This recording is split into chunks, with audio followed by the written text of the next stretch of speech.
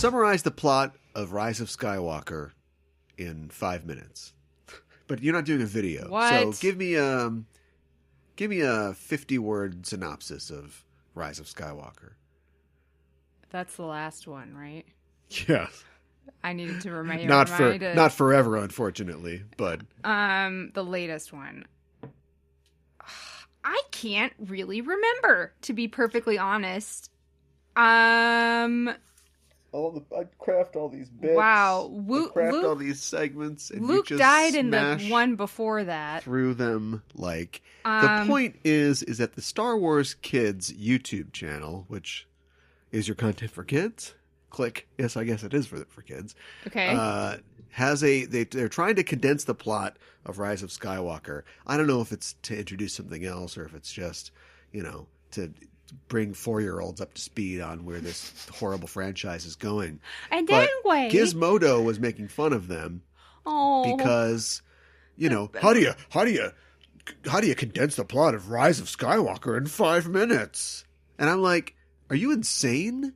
Not a whole lot actually really happened, Listen, right? Yeah, I guess if I brought up the bit and you're not picking up on it and not encouraging me, I'll have to just manhandle it to the ground. Okay. Here's the plot of here's the plot of The Force Awakens. Uh-huh. Just to make my point. Force Awakens. The Empire's back. A young girl similar to Luke with untapped potential and power must join with heroes old and new to defeat a galactic threat. Yeah. Right? Yeah. Now, here's a summary of The Last Jedi.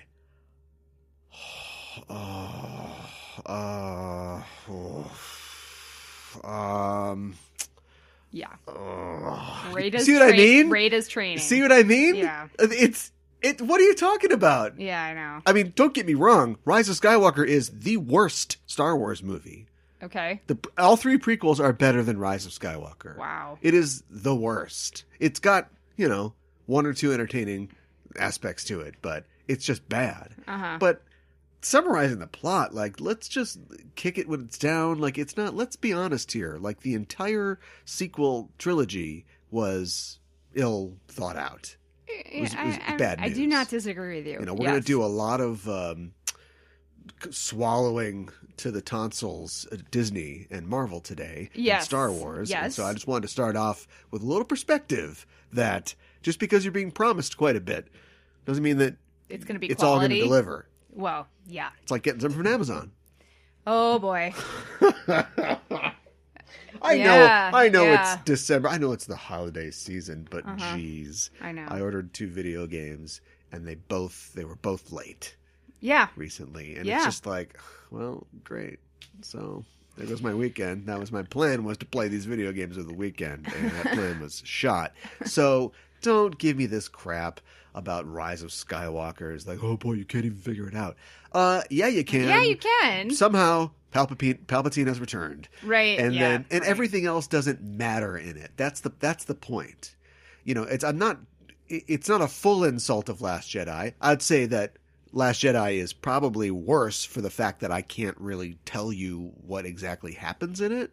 But at least, they were trying to, or one person was trying to. Let's not have one person be in charge of these anymore. One person was trying to add depth to the Star Wars universe.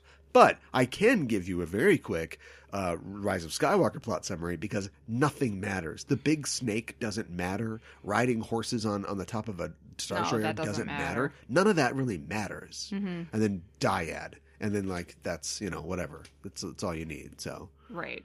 And then she takes the Skywalker name for some reason. Yeah, it doesn't really matter. I mean, that's not going to be part of a synopsis. Yeah, you're right. You're right. So, come on, Gizmodo. Don't build these false premises. You know what I mean? If you want to talk about how confusing and superfluous everything in Star Wars feels on the movie side right now, in the meantime, The Mandalorian is so simple in its storytelling that people compared it to a video game, which is that's not a good comparison. That's not a positive comparison. Whoa, why'd they compare it to a video game? Does it feel like on rails? I'm level 1. Oh, I killed the guy. Now I can afford better armor. I've got my armor. What's that? Fetch quest? Bring this lady to the planet?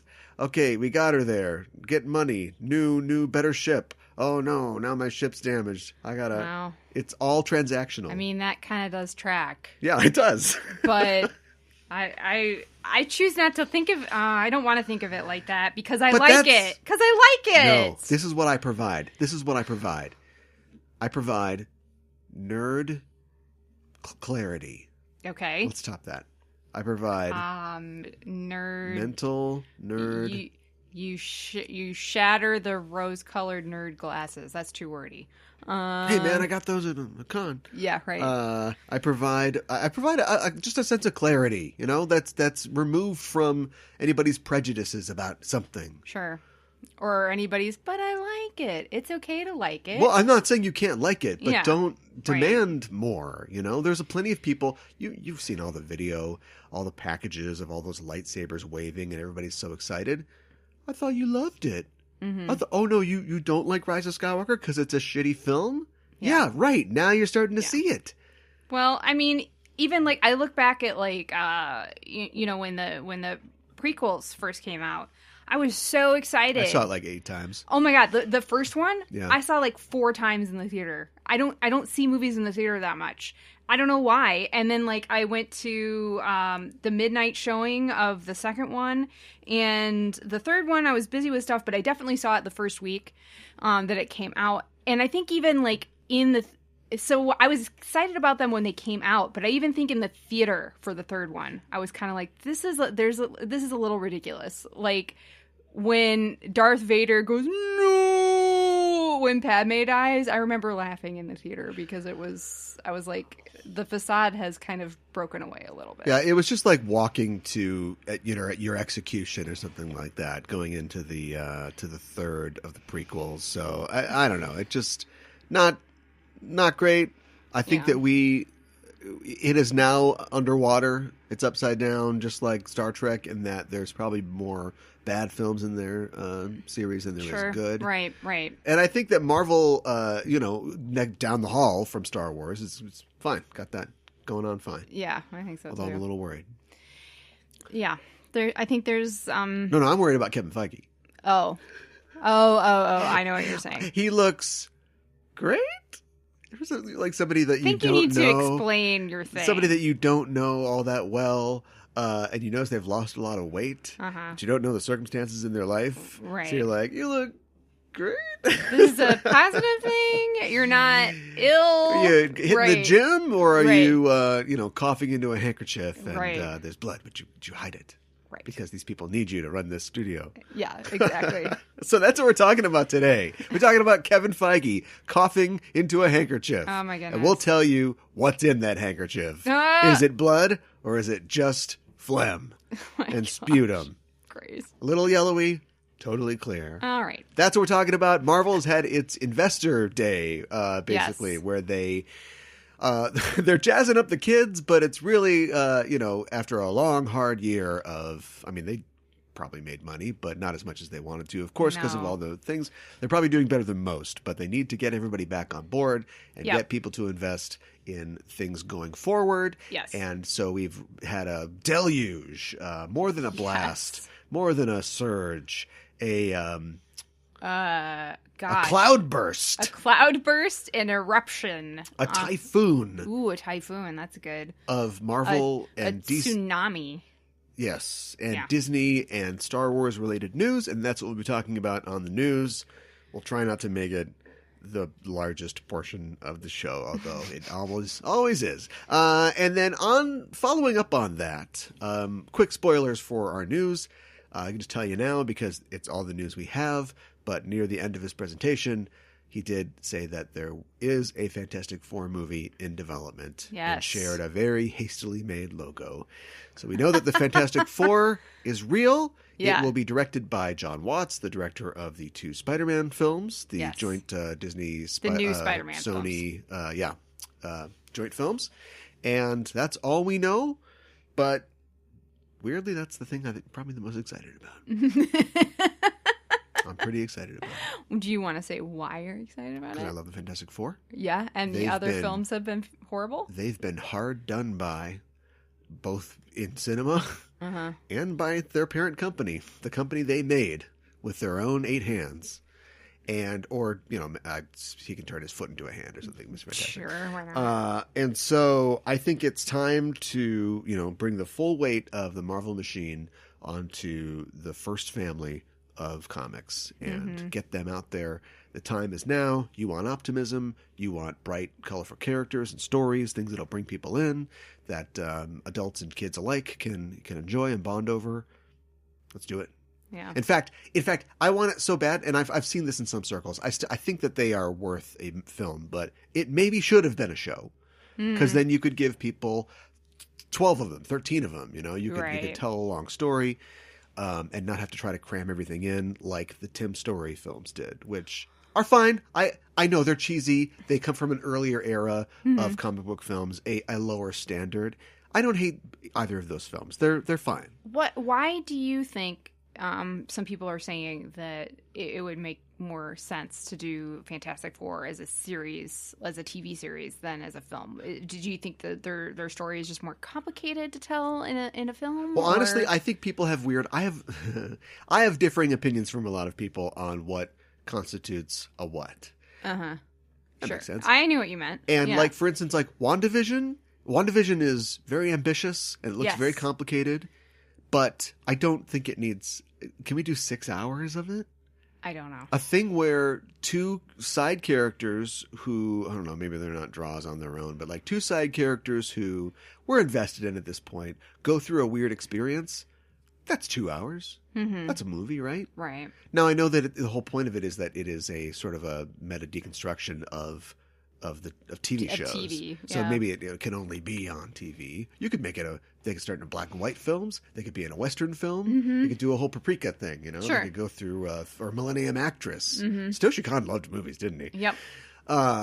So I would actually say that WandaVision should be a movie, and maybe Fantastic Four should be a show. But we've hit this point where we killed half the people in the universe. We've blown up planets. Scarlett Johansson fell off a cliff. Yeah. And played the ground. And wow. I don't know. And then now it's like, oh boy, somebody get me Franklin's bottle.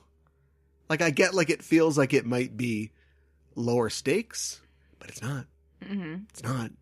Because, they're Imaginauts. Right. And they go to the negative zone is a whole other universe that we could open up, and there's time travel and there's Doctor Doom.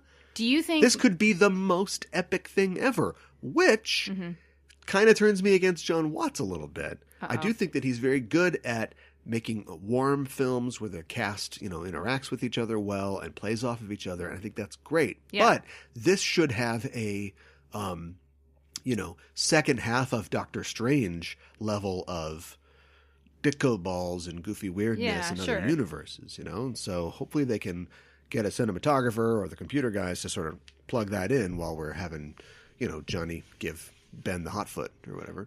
How do you think they're going to explain all these questions at the beginning? I know. I'm trying to get to the intro. Go. I know. How do you think that they're going to explain where they've been this entire time? I don't think you have MCU? To. You don't have to? No, I don't think you have to. Okay. You just say, prominent scientists. Okay. Reed Richards. I mean, you could come up with something. Where have the mutants been this whole time? Where were the mutants at the investor videos? Yeah, right. We'll talk about that. Yeah. Okay. Just enough trope. Yes. It's a podcast. Yeah. I'm the host. I'm the co-host. You're the co-host. Mikan Hana. Caliban. Yeah. That's us. James Caliban. James Caliban. Iban. Yeah. And we're here to bring you the news that's fit to cast, which happens to be Marvel news this week. So here we go. But first, other news. Whoa, what? Everybody's mad at HBO. Yeah, everybody's mad at HBO. Christopher Nolan is mad at HBO. Yep. I know. Denis Villeneuve is mad at HBO. Uh-huh. Everybody's mad. Yep. Everybody is like, dang you, HBO. Shouldn't they be mad? Dang you. To the utmost heck. Shouldn't they be mad at DC Warner Brothers for them making this decision to put all their films on HBO? This is Synecdoche? Mm-hmm. Or is it Metominee? I can never remember. I don't know. Either a Synecdoche is a metonymy, but it can be something else. Uh-huh. But all Synecdoches are metonymies, but not all metonymies are Synecdoches. Or flip it over. Or the other way around. HBO represents Warner Brothers in this case. Okay. All right. Thanks for getting the important part out of the way. What? Jeez. Okay. Everybody mad. Yeah, I think it's interesting that Nolan is mad because he worked with DC for a long time on the Batman trilogy, the Christian Bale Batman films. Judd Apatow's mad. Yeah, I'm sure there's even more people mad who we haven't even heard from. You know, acclaimed high-producing filmmaker Judd Apatow. Like it, kind of. I know. Is he coming back? Is he planning a big? Oh, I was going to come back, and you're the guy that released that video on Amazon, right? Yeah, I don't know. With Pete Davidson. Yeah. So I don't think we don't really care what you think. No, maybe not so much. Yeah. I think we talked about this last week, and I think that we're still kind of waiting to see how all this plays out, and like obviously people are pissed right now, but well, here's how it plays out. AMC has about $100 million left before it'll be out of money. Oh my goodness! So it's said that it's gonna run out of money in January next month. Whoa! So what does that mean? It means that we're all gonna be watching WandaVision on our TVs. Let's just do this right now. Tinfoil hats, got them on. Yeah. Secure them, locked in. Yeah. Hear that crunch? Yep. You're there. What if Disney released this virus on us? What if this is you've seen Utopia? Not the American one. Nobody's seen that. No. But you've seen 1.5 seasons of the BBC's Utopia. Yeah, right. It's all about a comic book. And the comic book was written by the Emperor, Star Wars Emperor, to reveal the plan of the government or the world government to depopulate the Earth because of resource deficit. Right. What if this is a similar thing? It's media getting involved in real life, and they release this virus to destroy the theater business. And then, it seems like, oh boy, wow, we really wish we could have seen all those great Marvel movies this year. Boy, Disney, I don't know how they're going to absorb this one. They were ready the whole time. Because we're about to talk about a bunch of Marvel shows that look like movies. They spent hundreds of millions of dollars. They spent $1 billion on these shows.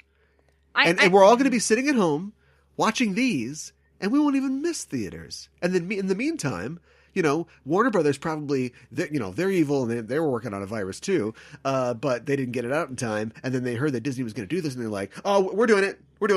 HBO, all the movies going to HBO. And then, try to get out ahead of it. But that's the plan. It isn't that they're leaving a sinking ship. They drilled a hole in the hull. I mean, it's an interesting... Little rat with a corkscrew. It's an interesting theory. Why wouldn't it be Mickey Mouse?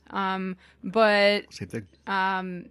But I find it... I know that Disney is a corporation, and they're kind of corrupt in a lot of ways, and they're not necessarily... Kind of.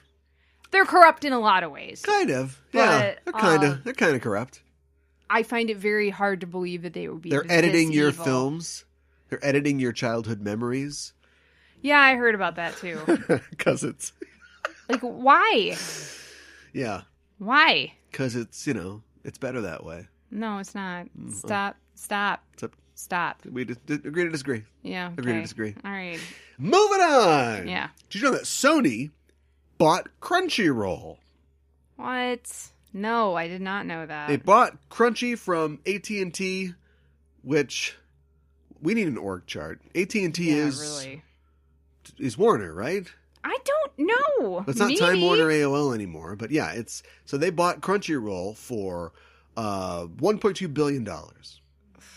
I don't like this. No, Sony, Japanese company. Now they're in control of the anime. Oh, I suppose. I guess I hadn't thought about it Sony's like terrible. that. They're the worst company. Yeah, I know. They will. You had me being positive for a second there. They will re-record all the dubs, and there will be no more subs. They'll just make everything's a dub. No. Why would they do that? And it'll be celebrity voice actors. Because it'll Sony be Billy does Bob that. Thornton and Chris Evans. Billy Bob Thornton, I think, did a voice in Princess Mononoke. Yes. Ugh. That's why I picked him. Ugh. You got me. I love how the I'm news. sorry. I love how the news segment is me just being the angel of the apocalypse, reading the scroll, and then you just like wailing and gnashing your teeth. We've been very a lot of religious symbolism in the show today. Yeah, I remember seeing the Princess Mononoke dub in theaters, and just maybe I need to watch the dub of that again. But I remember just being like, "Gosh, this is really not very good." The dub. I fell asleep during it. The movie itself is fantastic. Yeah, I fell asleep during the movie. Oh, okay, all right. They're rebooting True Blood. Oh. At HBO. Okay. Well, I don't even know. Like, so they're recasting, or like, what does that mean? I don't know. Okay. Although Anna Paquin's probably waiting by the phone, thinking any second now. Yeah, any second now. Isn't she married to one of the guys who She was? She might still be. I don't know. I don't know. It's not like I keep tabs on her, but I just remember hearing that. Anyways. Me either. Huh. Okay. I mean, I guess. Are they aching for content? Like, I just. Yeah, everybody is. Well, I guess. Because now it's not like they can just. Because remember, part of this is there are creators, like studios, right? Mm-hmm. And there are streaming services. Mm-hmm. But not really anymore. Because now the studios and the media conglomerates own the streaming services. Right. So when you have HBO Go, Max, up, down, left, right, BA, start, I don't even know. I've got it and I don't know what it's called. I just type HB and then my browser completes the rest. Max. Now? I think it's Max. It's Max. Yeah. Yeah. There's HBO Now, I think, too, and HBO Go. Please stop. So when you want to fill this full of stuff, right? So you have deals with History Channel, you got deals with Cartoon Network or whatever, but that's only the people that fall into your already like corporate sphere, right? Anybody else like Sony or whoever, they don't want their content on your thing. They've got their thing. Yeah, I know. So you're bringing all your stuff into one thing, but all these things are being taken out of your thing because they're going to be on something else. Yes. So you have to make new stuff to fill in the gaps. And since you've already got True Blood, and if somebody's watching HBO Max, there is a non-zero chance that they like True Blood, you make another True Blood. I guess. No, it sucks. There's a new Batman. What does that mean? Live action? There is a new Batman in the comics. Oh, in the comics. Yes. Cool. There's a new event called Future State in the Batman comics. Okay. And it is Tim Fox, the son of Lucius Fox, and the brother of Batwing, Luke Fox. Okay. All right. Why? Because he's black. That's why. Oh, okay. I mean, you could have started with that. I don't like how that sounds. No. But they're just doing something different as DC has been doing with all their stuff. I mean, I guess they have a new Wonder Woman right now too, right? That I think we talked about recently. Yeah, and DC has had a long history of legacy heroes. I bristle at the idea though that you don't replace a lot of these. You know, we had an event where we had a bunch of Supermen, but none of them were really Superman. And then Superman came back, and it all became immaterial. This is just going to be something similar, isn't it? Yes, but I'll finish my point. Okay. My point is, there's a point to... Okay, I guess Into the Spider-Verse proved to us that anybody can be Spider-Man, which is not true at all. No, only one man can be Batman. Mm-hmm. Even when Dick Grayson becomes Batman, when Bruce Wayne comes back, he's like, "Oh, thank God, please be Batman again." This is too tough, right? Because he's just a weird combination of determination, childhood trauma, mountain ninjas. Like he's I know. You know, you can't do that. Like Grant Morrison had that storyline where Darkseid created clones of Batman's body and then tried to, clone his mind to create his own Batman soldiers. Yeah. And they all went insane because they couldn't handle the trauma of Bruce Wayne's life and like everything that had happened to him. I get that. Yeah. Right. But like Jim Gordon putting on a robot suit ain't Batman. It's not the same thing. Yeah. Yeah. Good luck. Good luck to Tim Fox. Well, I mean, I'll read it.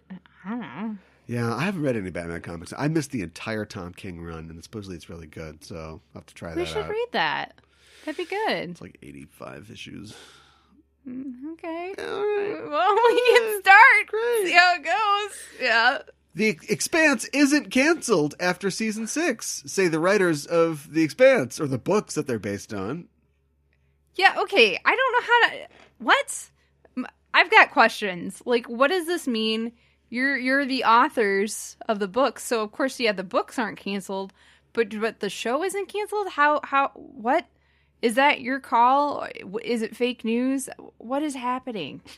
Who is minding the store? I think so. They're, I'm sure that they're consultants on the show. They may have producing credits. I don't know, but they don't make the show. Right. Yeah. They're not the ones who are polishing Bezos's head and getting this going. He's not texting them. Mm-hmm. Sweet nothings. Polishing his head. I thought I was doing a thing. Anyway. Okay. Well, I mean, we don't know that. He might be. And it is gonna. You're right. Sorry for Bezos' erotic erasure on my part. You should be. He's got all the money in the world. Maybe we get that prima nocte thing going, and then he can just go door to door.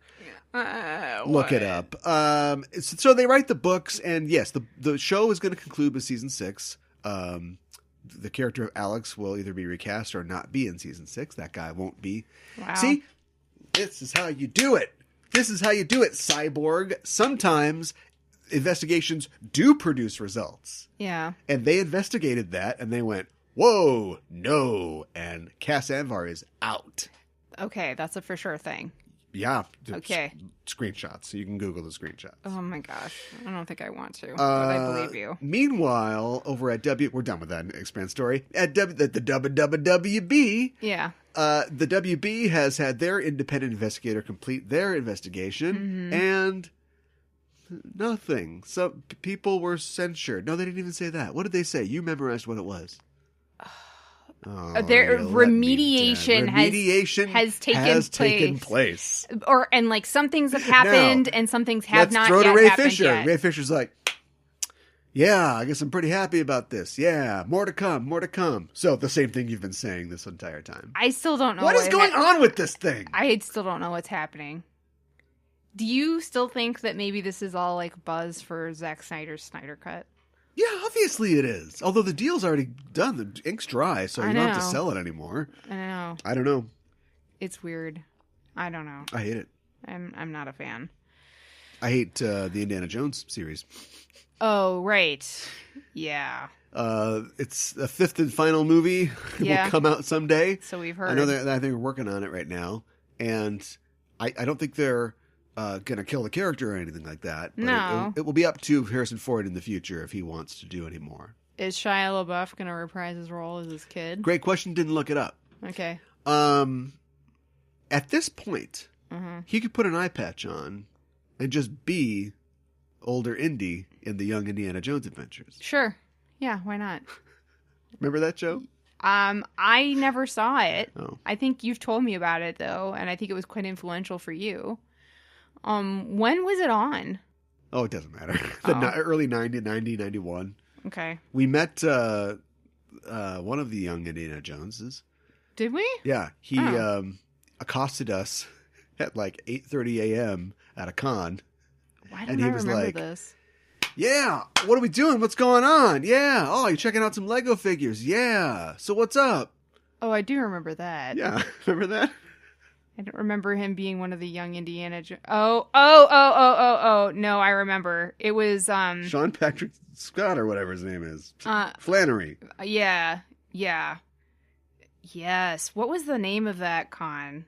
No. We're not doing that. Oh, okay. No, screw that con. Okay.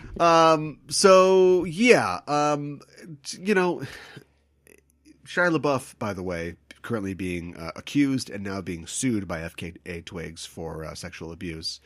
Great. So that's not going to work. No. They had their shot. They knew that they couldn't do this forever. Uh-huh. For some reason, they picked Shia LaBeouf. I guess it was the time 11 years ago, 12, 13, 14, 15 years ago. Yeah. Do it again. Mm-hmm. Do it again. Yeah. In fact, flash forward, put old age makeup on Harrison Ford, have him be Indy at 102, sure. and we'll do Buff's kid, Tug's kid. I don't know who you're trying Boof's kid. for. Boof? Shia LaBeouf's kid. Oh, Shia LaBeouf's kid. Okay, right? Sure. We got a young We got a Tom Holland type, although he's doing his own Indiana Jones movie. This is boring. You want to keep going? Yeah, let's keep going. I don't. There's other news, and it doesn't matter. I just wanted to mention really fast that Tiny Lister died. Yeah. Which is He seemed like a really nice guy. Everything I've seen people post about him, just a really nice guy. In a lot of ways, an unlikely star, but in other ways, not. This guy definitely is going to be in films. He's going to be doing something because this guy is just huge. Yeah, he's got the Cleveland eye. You remember him, and he's got a look, and he can talk too. Yeah, a lot of big guys like Arnold Schwarzenegger could talk. His friend, who died recently, I can't remember his name, but the guy that's in all of his movies because they're pals, can't talk. Not a star, right? But Tiny Lister could talk. Of course, Friday is like one of his big movies that everybody remembers. He's in The Fifth Element. Okay, yeah. And instead of just playing, he could have been just like the heavy or the army guy, but they was like, no, he's the president. He's the president of the world. Right. Sort of a flash forward to Muscles Camacho, Terry Crews being the president in Idiocracy. Sure. Not saying it's idiotic to make him the president, but like, why is obviously in the future, the president's going to be a big, strong dude with gigantic muscles. Right. How do you think he became president? He won that battle royale. So yeah, he was a wrestler for a short time in the early 90s in the WWF, which I probably saw, but I don't remember. I just remember him being in films. Sure, yeah. But, yeah. He was 30 years. Pretty young too. Yeah, 62. Not too young. And I don't know that they know what the cause of death is as of yet, but they were thinking natural causes, but it's just always sad when somebody dies pretty young. So it certainly is. Anyways, I know. Okay. That's bringing the mood down. And that's the end of the news. Hey! Let's talk about Disney. I've got a hat on. Yeah. It's got a logo. For Ms. Marvel. Okay. It's a purple M with like weird serifs. Yeah, right. And then it's sort of stretched in one part. I'm designing Ms. Marvel's logo right now. Okay, Is sure. that what it looks like? I don't know. I don't know either. But it's definitely not a bull's hat. I'll tell you that much. I'm Kevin Feige. Yeah. And I'm in a green screen prison. Yeah. And I'm giving you all the news on what's coming up. Yes. And then pretty soon, Catherine Kennedy's going to hobble out here.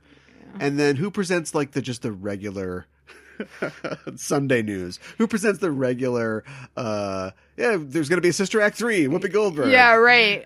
That's a fantastic question. Who would That's it where you be? get like the Aisha Tyler or something like that. Yeah. Like, get a pro in. Yeah.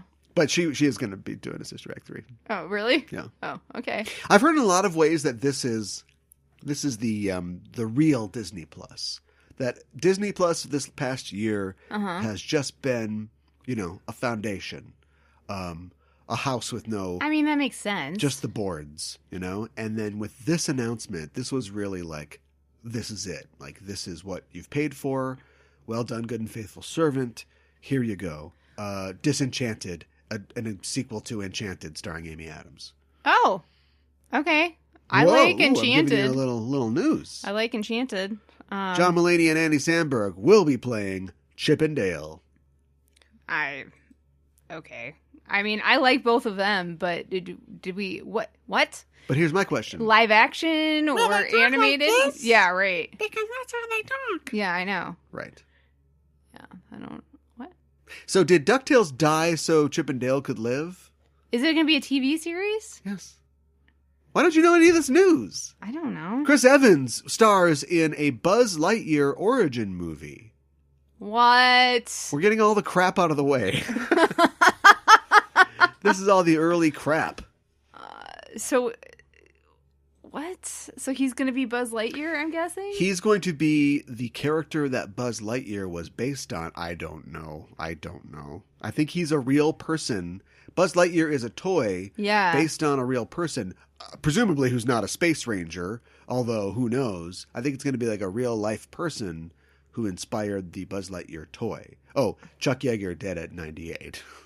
Oh my gosh, what? R.I.P. What? Okay. I don't know who that is. That's why nobody heard about it. Okay. I think it made like the third scroll down on CNN.com. Oh, no.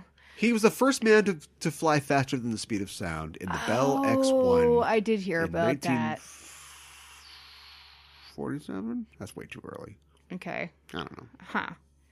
I mean, that's a cool accomplishment. Yes. I mean, definitely remarkable. And I don't know why he wasn't an astronaut. He should have been in the Mercury 7. I'm sure there's a story there, right? I think probably. he's maybe a little too old. Okay. But anyway, May 98. You always think like, oh, what's in moon dust that these astronauts live so long? When it's like, remember, they're going up there because a doctor cleared them, right?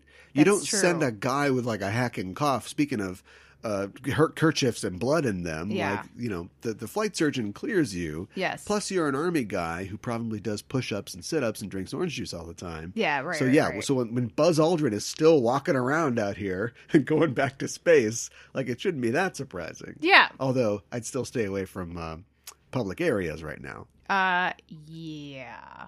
Well, don't you think like that's part of it too with like Disney Plus? Like they had to Buzz Aldrin? No, with COVID they had to slow down production of things. Like we were supposed to get You hate my conspiracy theory. What? All it is a fun conspiracy theory. You hate it. I do hate it. I don't understand why you hate it so much, and I know that you'll never be able to tell us because you can't self-examine in that way. I hate it because I don't want to believe that any company is that wicked and evil. But it's just a joke. I know it's a joke. Although I bet they wish they thought of it. Man, you are upset by this. I don't. It sounds like the plot of a movie, and I don't want it to be real. No, it's the plot of a BBC TV show. Yeah, I know. Utopia. Did the American version have the same opening scene where those guys go into the comic book shop and they just like... I doubt it. Kill those guys. I doubt It's it. just brutal. I doubt it. Yeah, that would have been awesome. I doubt it too. All right, let's get into the meat of this dish here. We are going to talk about... Let's just do the Marvel stuff first, right? Okay, yep. Why would we push that back? Let's talk about Marvel stuff. A lot of announcements, a lot of detail some areas, not so much detail in other areas. Yeah. And I'm actually they didn't make a lot of Sony Marvel announcements, but I'm going to fold that into this because it's Marvel. That's fine. When I say Sony, I mean Spider-Man. I know what you meant, yeah. So like no Mobius. Although, shouldn't we be talking about that stuff? You had Yes. Michael Keaton in the one movie, now he's over here on the other movie. Yeah. When is this going to happen? Yeah, I know. What's Sony's investment in, like, do they own theaters and stuff? I No, don't they're know. probably not. I don't know. I haven't wonder if heard they're anything. suffering. Because if they suffered this year, Disney's sitting on a whole lump of gems, right? So they could maybe this is the time to buy out the Sony properties. Well, you were telling me that, like... Because Mobius, I don't see that tracking as being a real blockbuster. Probably not. You were telling me that, like, with a PS5, like, only a handful of people were actually able to get them, even though people wanted to order them and wanted to purchase them. Well, there's a lot of theories about that. But that's not what we're talking about. I know. So anyway, no Mobius news here. Let's start off real easy here. Looks like we got some more information about Thor, Love and Thunder. Mm-hmm. And yes, Christian Bale will be appearing as Gore the God Butcher. I have no earthly idea who that is. I think it was just last week or maybe the week before that I was bitching and complaining about Jason Aaron stories and the way that he ruins things and calls it like storytelling. But there you go. He will be there. There was something else I was going to say about Thor and I can't remember now. Okay, first of all, let's talk about Thor and Girl Thor and do you think that Beta Ray Bill will be in this?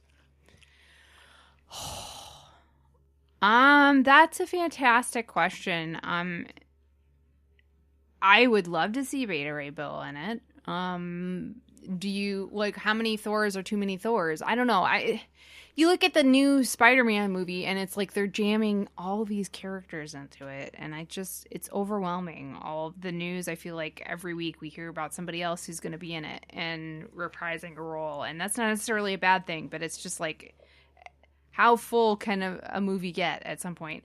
So I don't know. I want to see Beta Ray Bill in the MCU at some point. So yeah, I'd be totally cool with them having Beta Ray Bill in it.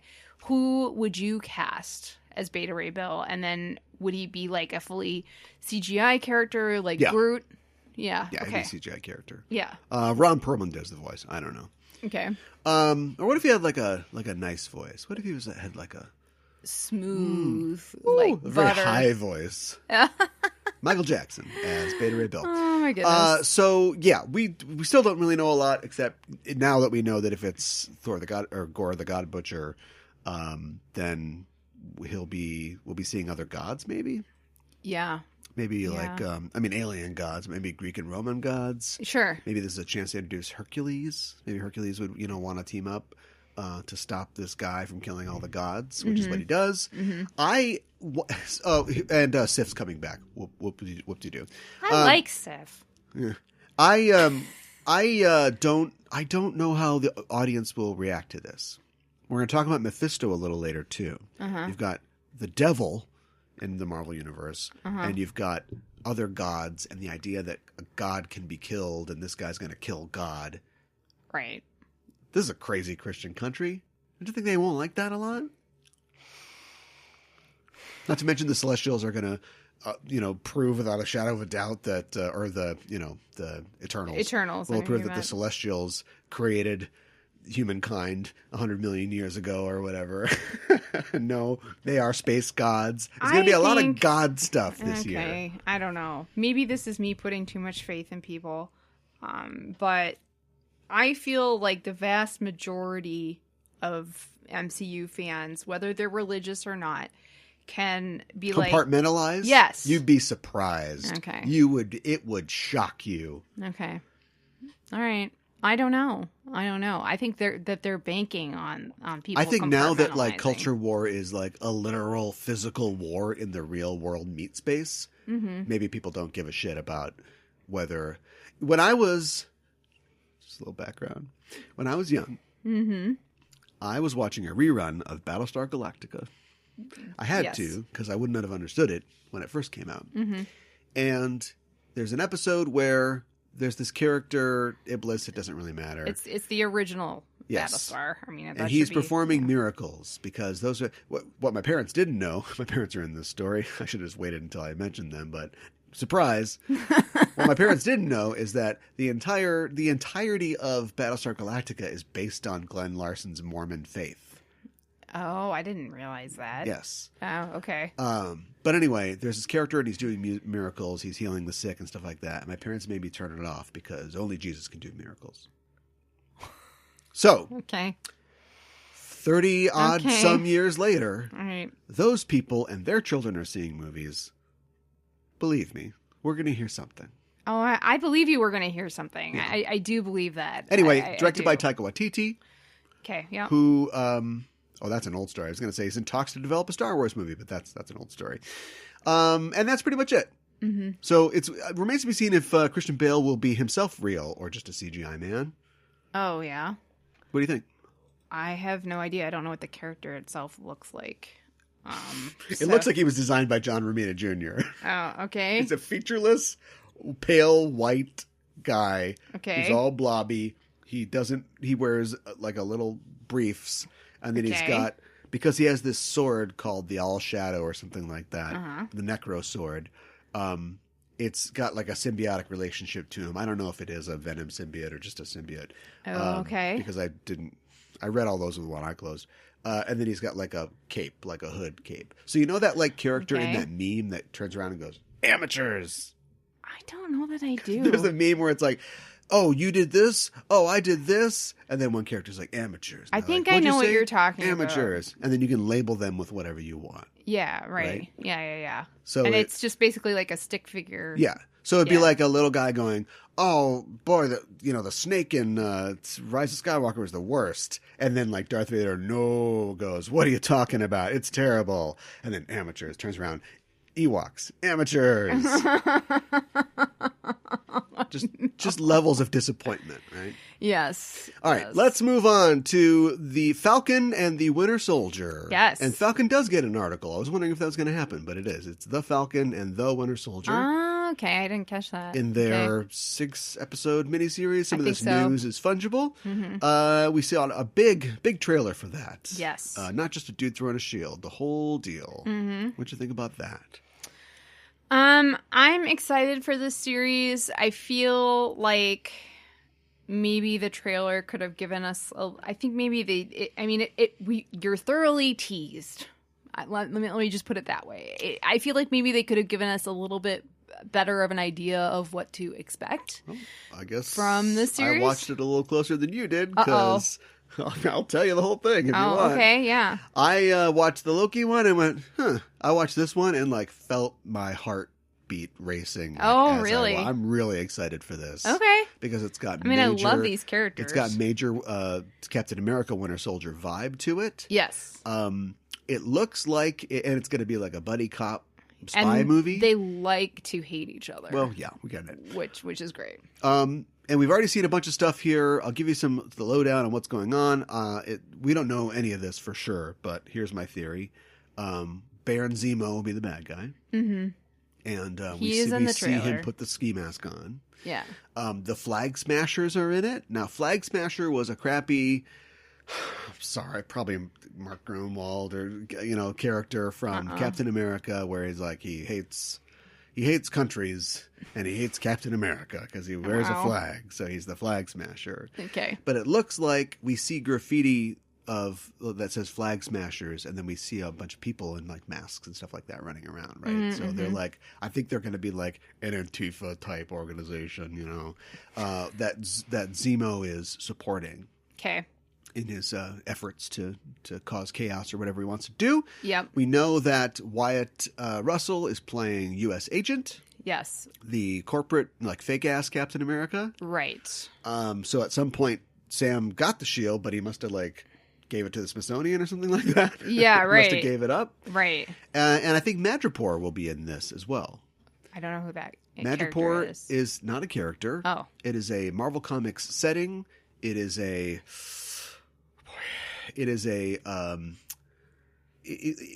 lawless country in the South China Sea that is every single yellow peril cliche you can imagine put together. Well, hopefully it's handled junk more sensitively boats and, today. Sail on a good time and dive bars, and it's a favorite place of Wolverine to hang out.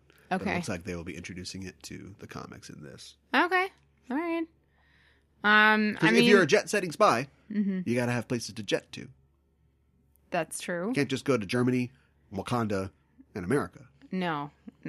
And we know Bucky's been around for a while. I guess I know they used to juice him and he would forget stuff. Juice him. Well, I don't know what they called it, but here, try blueberry. Yeah, right. But does he have all of his memories now? I don't know if that's something that we can unlock. Yeah, right. And we can, if there's a season 2 of this, maybe we can get my 60s flashback thing that I want so bad. Yeah, that'd be great. I would love that. Love it. I am looking forward to it, and the trailer said that we can expect it sometime in March 2021. It's we've waited a long time, an extra year for it. I know, but that's pretty soon. It is pretty soon. The new Disney Plus. Yes, the real Disney Plus. The real Disney Plus. We've also got the Loki show. Yes, I'm not excited for this. It's multiversal and it stars a character that's dead. I wonder how much effect it'll have on the continuity. Well, that's going to be the question. How much effect does it have on the continuity? Yeah. And it's based around an organization whose entire mandate is to keep things the same. So all the crazy stuff that happens, they reverse it or undo it. A temporal variance authority. Huh. Okay. Well, that's going to be interesting. I'm not exactly sure what to expect from it. I watched a video about the Easter eggs in this, and obviously this Loki is not the Loki who continues in the film. So he's maybe either a... But people are mad about that. I don't know that people are mad about it. No, I mean, people are mad about it. Oh. There are people who are mad that they have to follow this Loki, who is an unredeemed Loki. You know, he is... Who cares? Aren't you excited that Loki exists still in some form? He's a different Loki. I know he's a different Loki. Can't you wait to see Yelena Belova have all those great adventures? No. Okay, well. I guess I understand. But I'm still, I guess. But my thing is, oh, good, we don't have to follow that neutered Loki who the entirety, the biggest F up in the MCU, who can't do anything right and is the god of lies and can't sell a single lie to anybody. I mean, maybe this Loki will actually be effective. I'm excited about it. Like, do you think, like, from the trailer, do you think he's going to... I don't know if the temporal variants will hire him to do these things or... Yeah, he'll be working for them. Like, do you think he's just going to do all these things, all these events that within the world of the MCU that they can't be explained or that seem like strange and I think they're odd? going to have as much fun as they can with it. Yeah. As seen in the Loki's D.B. Cooper, I guess, little flash that we have. But he's definitely in different realities. Yeah. Because we see, like, New York destroyed at one point. Yes. And he's, he'll be doing stuff like that. I think Roxxon, who has just been like a real backup Hydra kind of thing. Yeah, I mean, I guess they're not that big in the Marvel Universe either, but they were in Agent Carter. But Roxxon will be a big part of this somehow. Of course, Owen Wilson is playing we don't know exactly which character from the TVA he is. Right. But he's clearly supposed to be Mark Gruenwald. Yeah. Ding, ding, that's two. Yeah. We'll see if we can get a third one later. And so, yeah, I mean, it'll be the whole...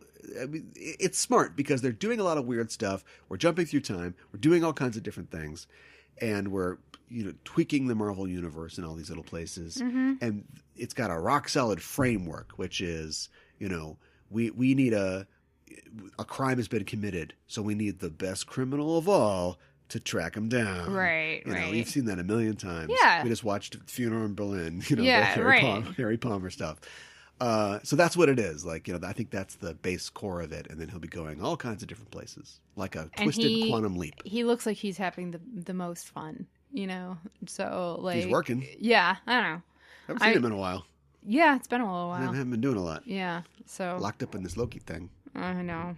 And we see a planet that, and I love how everybody is just, I did it too, but I guess it's credit to the people behind Infinity War and Endgame that they made the planet Morag? No, not Morag. Is it Morag? I don't know. The planet where the Soul Stone is. They made it so visually distinct that we see like 2 seconds in this trailer, and everybody's like, that's that planet. Yeah, right. And... we see a character silhouette. Looks kind of got red hair. Looks like red hair. Yeah. Looks kind of like Black Widow. Yep. But people are saying it's probably the actress Sophia DiMartino, who it's theorized will be playing Lady Loki. Oh. Okay. Which is, I think, a lot more likely. You think so? Well, we're definitely going to see different versions of Loki. Yeah. I've heard theories on the internet that even the Loki that we're seeing in the show isn't always the same Loki. Well, he's got even within the trailer, there's all these different looks and stuff like that. And he's maybe not just changing clothes, like he is an actual different Loki, like the Loki of that world that they're in or whatever. Oh, I mean that makes sense. I do like the one scene where he's like wearing like kind of like modern day ish clothes, but he still has like the Loki horns on and stuff like that. That's pretty cool. So yeah. That's based on the Vote Loki miniseries. Interesting. And he's got like where a little Loki runs for president. He's got a pin on his vest that looks like it could be like an electoral candidate pin. Yeah, exactly. Vote for Loki. Yeah. So that's what's going on with that. More news as it comes out. Captain Marvel 2. A little bit of news from that. Yeah. It will be directed by, Nia DaCosta. Okay. Their first black female director. That's fantastic. She is directing the Candyman reboot that's coming out. It's supposed to come out this year, I think, but will be coming out next year. Okay. And that's it. Oh, all I right. mean, it's just par for the course for Marvel. They have an eye for, they think, talent. And so Yeah. they get these baby filmmakers and let Well, them I do hope what they she's a good do. fit. Yeah. It's exciting that she's okay. I'm happy to have a black female director. It's maybe a little disappointing that it took this long, but I'm glad that it's happening. Well, it's also good because it will feature Monica Rambeau Yes. as presumably another Captain Marvel, or perhaps Photon, or one of her other names. And also, coming off the Ms. Marvel TV show, Ms. Marvel will appear in Captain Marvel 2 as well. Right. And so, look, I guess we're going to have to come up with something because she'll be in it going forward, but I don't feel like Carol Danvers, at least as they've presented her, is as rich a character as a Iron Man or a Tony Stark. Not the way they presented her. Same person, or a Captain Marvel. And so if we are immediately going to add another Captain Marvel and a Miss Marvel and make it more of an ensemble piece, that's good. And also, let's have a black perspective. Mm-hmm. So yeah, I would also like it if they filled out Carol Danvers' character more and gave her more to do. let's see if they can pull that off. Yeah, that'd be good. Yeah, we've seen a new WandaVision trailer. It seems to confirm that what everybody pretty much thinks is going to happen is going to happen. They are trapped in some kind of reality. It'll be TV based for some reason. More for a little wink to the audience, I think, than anything else. Do we think this is Wanda's doing, or do you think Yes. that they're okay? Well, I do. I don't know. Consciously or subconsciously? Don't know the answer. But if Sword is involved, it seems like aliens would be involved, right? That's what Sword does. Yeah. And we know that Sword will be a part of it. We know that Monica Rambeau will make her adult debut in this show. Didn't we see her in the trailer? Mm-hmm. Yeah. Yeah, we've seen her even more than we saw her before. Yeah. A lot of people are talking about, I didn't see anything, but people have talked about seeing a flash of Mephisto or something like that. And of course, Mephisto is tied into Wanda's story in a big way. What else? Must have been a really short flash because I don't remember that either. So, well, it's not in this. It's in the Loki thing actually. But okay. Because you think like it's Halloween, there could be some guy in a devil costume. Sure, like, yeah, right. Plastic pitchfork. Maybe they're hiding that because that's too obvious. That's what I'm going to say. Also, there's another character. I forgot the name of the character, Stan or something like that. But they're thinking that, I guess it would be the name of, I don't know if it's Stan, but the name of the High Evolutionary, which is a character in the comics that also has a tie to Wanda. So possibly it could be an Easter egg, or it could be they're trying to introduce High Evolutionary at some point. Mm-hmm. And then, of course, whatever's going on here, Wanda's going to show up over in Doctor Strange 2, Multiverse of Madness. Right. And Catherine Hahn's character, Agatha Harkness. Yeah, she helped raise Wanda, right? Yeah. And in the trailer, doesn't she ask? Where's Bova? Who's Bova? Bova is a cow woman who also helped raise Wanda and Pietro. Oh, good question. So with all these questions and Yeah. bringing back dead people, yeah, you got to bring back Quicksilver, right? You have to. Why not? Why'd she bring back her boyfriend and not her brother? Oh my gosh. You have to. Yeah, why is he not in this? Well, we'll see. If they want to recast, fine with me. Yeah, well, Not a huge fan. no, I wouldn't complain either. Let's talk about the She-Hulk show. Yeah. So who was lying? Or I'm sorry, acting? I don't freaking know. Because Tatiana I'm just more Maslany confused. is on as Jen. That's what they announced. Kevin Feige said it. I know. Put the hat on. So that is going to be a thing. Yeah. It's not a huge surprise, but Mark Ruffalo will be involved. Okay. That's Nice good. of him to show up. Yeah. And because I guess scrape, we don't have anything else, Tim Roth will reprise his role as Emil Blonsky, the Abomination. What? Jeez, that's going a ways back. It certainly is. Was that in the Edward Norton film? Mm-hmm. Wow. Okay. All right. That's not even her bag. Like, we need a Titania, right? We need a I don't even know what some of her villains are. Titania. Okay, yeah. Why bring the Abomination? Well, we need Hercules. We need these are She-Hulk people. Yeah. Also, She-Hulk, as we'll talk about in just a little bit, maybe if we ever get there. Yeah. Involved in the Fantastic Four. Yeah. So we'll see. We don't know a lot about that. That's it. Secret Invasion. Yes. A Secret Invasion show. Mm-hmm. Starring Samuel L. Jackson. I know. And Ben Mendelsohn. Right. How are they going to do this? Because the point of Secret Invasion is Skrulls are a bunch of Marvel heroes. So you need to have Scarlett The Johansson. Marvel Well, let's pick heroes some in it. alive ones. You need to have Sam Wilson. You need to have all these people. Like, Well, maybe they'll make what's the cameos invasion? or something. Yeah, maybe. I don't know. Well, it remains to be seen. I think this is a ways out. It's the first we've heard about it. A ways out? Oh. We haven't heard about this previously. Okay, I see what you're saying. This Yeah. is going to happen in sometime later. Yeah. But I thought when you said a ways out, I thought you meant like this is a way out. We're using the for Waze something like for Samuel L. navigation service Jackson to find out how to get out out of here. of like Marvel or something. I don't know. Well, you can't do it forever. Yeah, I know. Or can he? If he's not in the Coming to America sequel, we got a problem. Oh my goodness. Right? Yeah, I guess. That's pretty much it for the major movie stuff and TV stuff. There's a couple other things. There's a new What If trailer. Yeah, you know what? I'll do it. Okay. I got the list right here. All right. You just do the color commentary. Yeah, there's a new trailer for What If, combining some of the footage we've seen already with some more extended footage.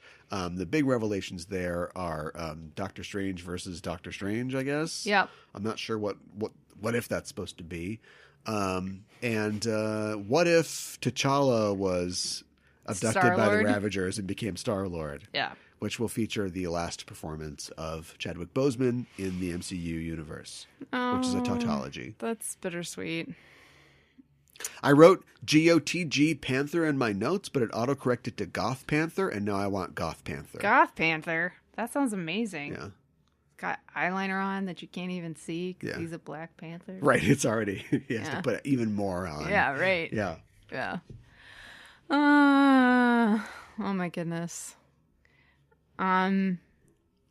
Do we talk about how the Black Panther news too? You're supposed to do color commentary. I've got all of these Okay. in a list, and I'm just going Okay, through. And so far, it's been really boring because you refuse to like say anything interesting about the things that I've said. Whatever. Okay. I'm excited about the What If series. I think Jeffrey Wright is going to be the Watcher. Yes. I'm not really sure how that is going to tie into all of this because if he's watching the actual stuff, like why is he hypothesizing what if? But I guess we'll. That's how the see. comic book has always worked. Okay. All right. That's my answer, I guess. Well, you did it. You just killed the What If comic book going back 40 years. Because Did I? It doesn't make. I don't know. He's always. I don't think we even learned until later that there was a Watcher for every reality. So all the Watchers can get together at some point. There should be one Watcher for every universe, and they can all get together. No, maybe that's always baked in. So they all get together and they can talk about stuff like they do in Guardians of the Galaxy 2. Mm-hmm. Although if Jeffrey Wright ever plays the Watcher in in live action, Yeah. is it a Black Watcher? I don't know. They're Sure. all like white Why bald not? guys with gigantic heads, but Make him black. See what? How would that change the story? I guess it wouldn't, except that they all look the same. Yeah. The big news that they won't be recasting T'Challa in the MCU. And you queued me up to say that I don't like that. Well, I don't like it. And I still, I guess, don't like it. I think it's the wrong decision. Once you make the decision, it's really hard to go back on the decision because all of your stans and your Marvel zombies, which, did I just coin that? I think you did. Are like, oh yeah, right. This is the right thing to do. Honor him. I don't think it honors him. This means that we're never going to do a James Brown movie ever again. We're never going to do a Jackie Robinson movie ever again. It's like, No. I don't think if you could ask Chadwick, I think he would be like, no, I did a lot of work on the character. Take the character forward. Do something else with it. Yeah, that's what I think too. Plus, how do you explain he went back to his home planet. Like, does he just die off screen or something like that? I know. That is a real dishonor, I think, to the character. It doesn't sit well with me for a couple of different reasons. Like what you were saying, I think it's a. I think that this character, T'Challa, has so much to offer the MCU. He's a vital part of it. And the Avengers. And could be a big part of the new Avengers moving forward. And you're just going to take that and away. you're just going to take that away. And I think it's a disservice. It's a disservice to Chadwick Boseman. It's a disservice to the fans. It's a huge disservice to young Black fans, I think, specifically. I mean, I don't know. Shuri can be Black Panther. I don't have a problem with that. But I have a little bit of a problem with what Letitia Wright has said vaccine recently. Denial. Yes. That I have a problem with. Yeah. I don't know. I think it's... I'm disappointed because T'Challa is... Well, he's change.org. Amazing. Start a petition. I know. Some little news blips coming off the thing, just drips and drabs. The Ironheart series is in development. Okay. Starring young actress Dominique Thorne as Ironheart. Is that going to be Riri live Williams. action? Yeah. Okay. I think so. Okay. There's going to be an Armor Wars I got nothing. show. What is that? Armor Wars. There's a lot of things that are kind of messed up here. And plus, if you get rid of T'Challa and the Avengers, we're just going to replace him with Rob Stark. Do you know what I mean? Like, we need a Black man in the Avengers. I agree. I know we got Sam Wilson, but let's double down. Yeah. So Armor Wars was a storyline in the Iron Man comic books where Tony Stark's technology was stolen, and so a lot of third-party people... It's the nightmare of, Iron Man 2. Like, all governments and get their hands on Iron Man tech, and so now Metal Gear, there's a proliferation of Iron Man technology, and so Tony has to go out and fight a bunch of Iron Man-type villains to get his stuff back. Great. Okay. How do you do it without Tony Stark? I got no idea, but Don Cheadle is there. And Terrence Howard has 2 hats that he's punched through now. They're not recasting T'Challa. Bam. Yeah. And they would not cast you anyway. Don Cheadle's getting his own Disney Plus show. Yeah. Okay. Guardians of the Galaxy. The development on the 3rd film continues, but in the meantime, we'll have 2 specials. Guardians of the Galaxy, I Am Groot.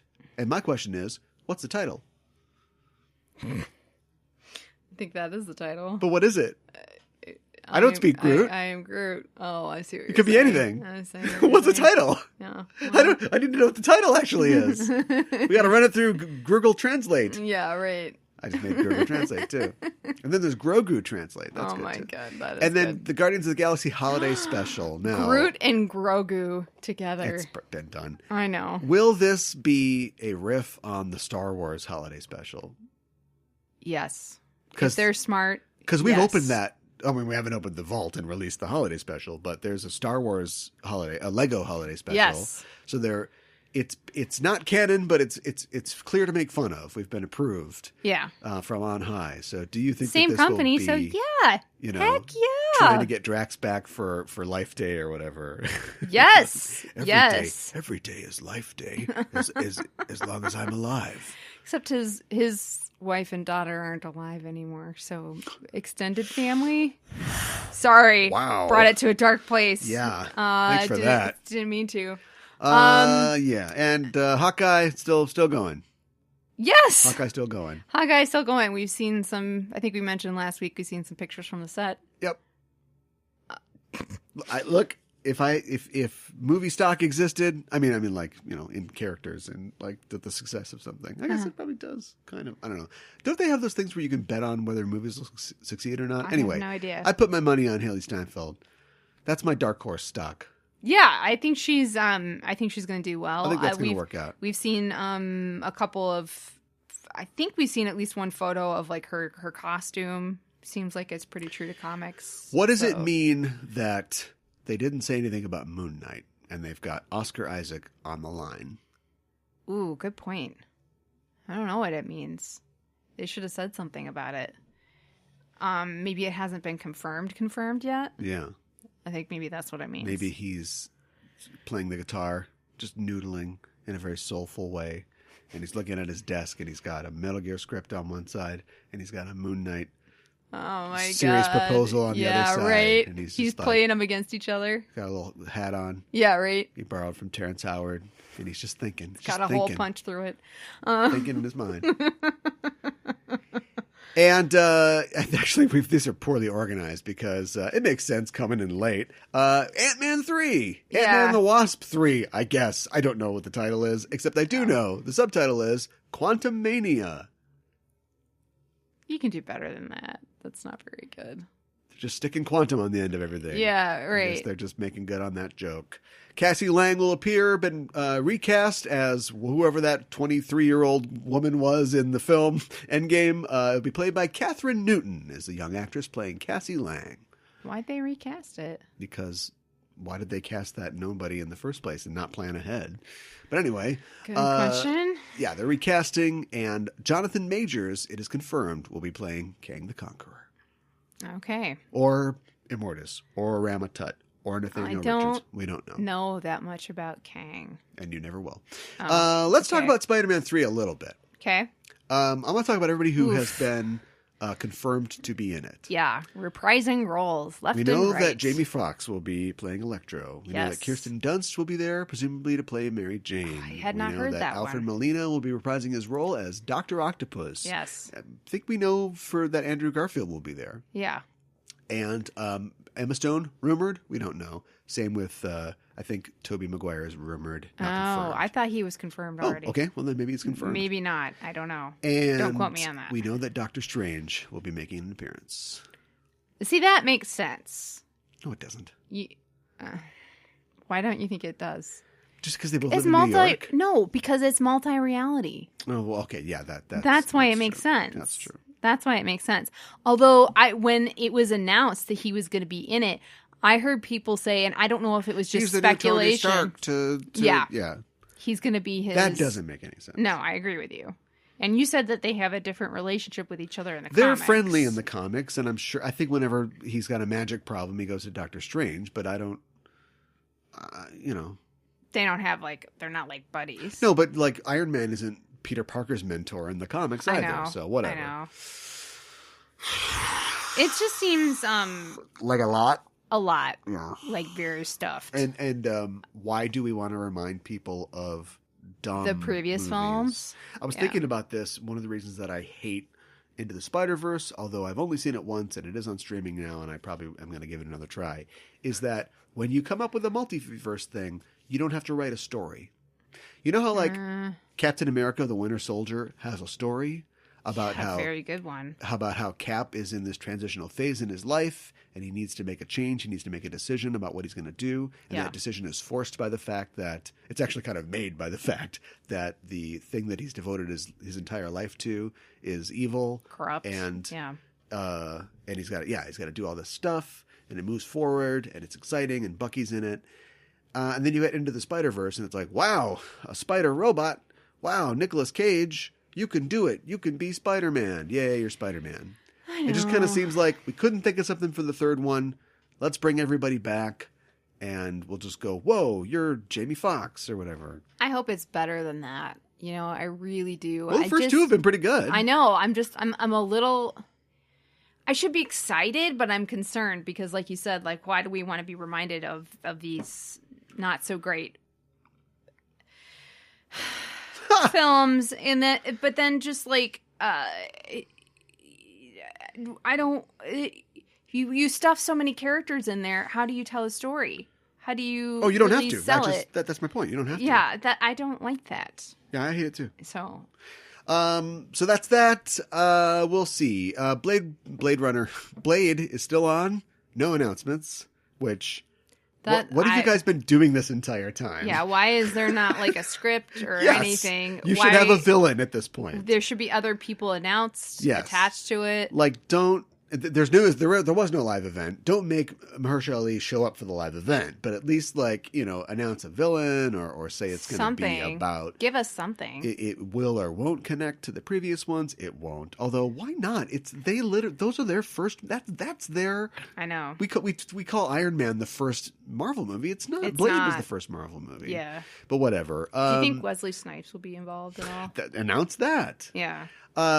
Black Panther 2, like I said, we don't know. It is on. We don't know. No one knows. I think there's a lot of people sweating bullets at Marvel trying to figure out what it'll be about right now. Mm-hmm. And then, of course, Fantastic Four, John Watts, we talked about that. Yes. Here are some things. X-Men, nothing. Yeah, I know. No mutants, no X-Men, no announcements. No idea.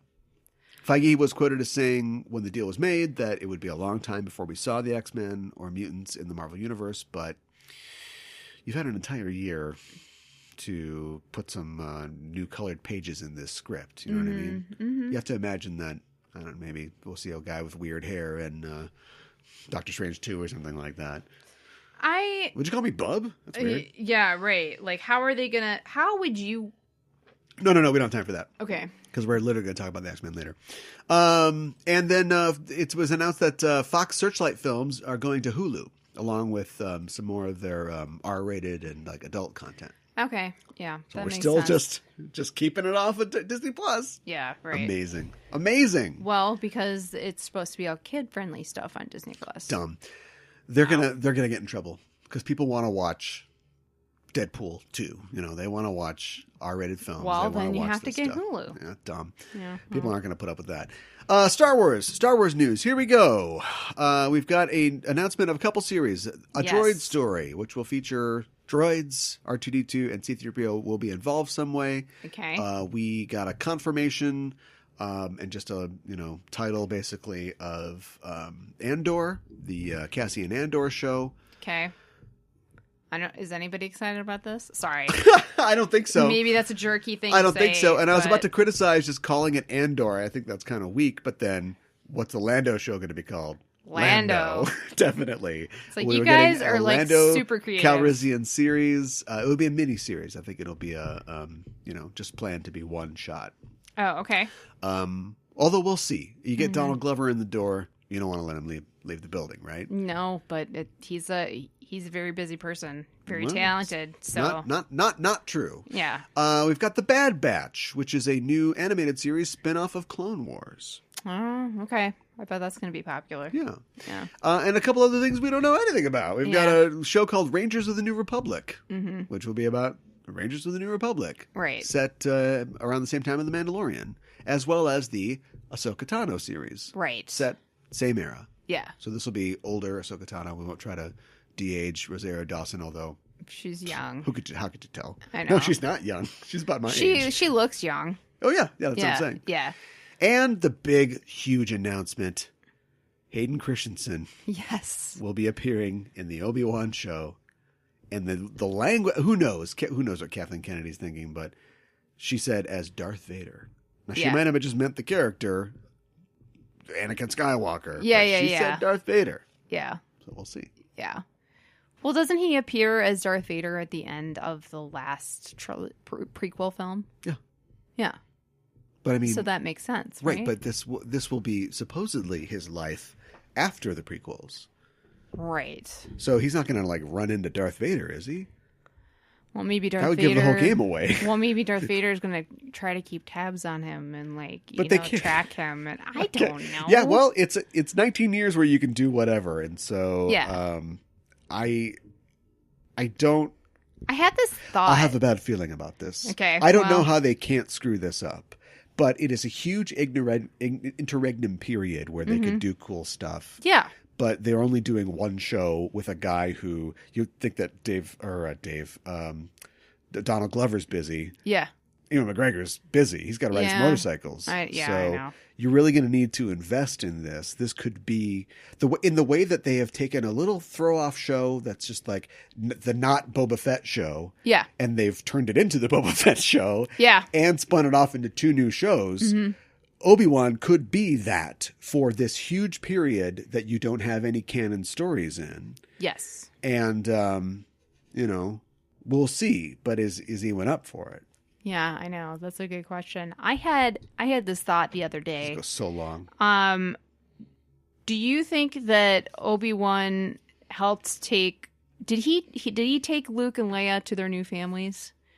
Was he responsible for that? I saw that in the film. Do you think? Okay, I guess I blocked part of that on my memory. Do you think that he picked Tatooine for Luke because Anakin hates sand? No, no. Don't do lame 2003 jokes. Okay. And I didn't really forget to mention, it's the least we know, the project we know the least about. Patty Jenkins will be directing a Rogue Squadron movie. Yeah. Because it comes out in 2023, so this is a ways out. It is a ways out, but exciting. She's the first female director of a Star Wars film. Which is shameful. I know. It's shameful. I agree with you on that one, but it's exciting that she's also the first director of a DC film. Yeah, female director of a DC film. I know. Yeah, it's just breaking barriers all over the place. Yeah. Do we have any other woman's never directed James Bond? Right? I don't think Patty so. Jenkins, James Bond. Let's see it. Right. Exactly. What else we got? A WWE film. There you go. Patty Jenkins. Yeah. Stone Cold. Yeah.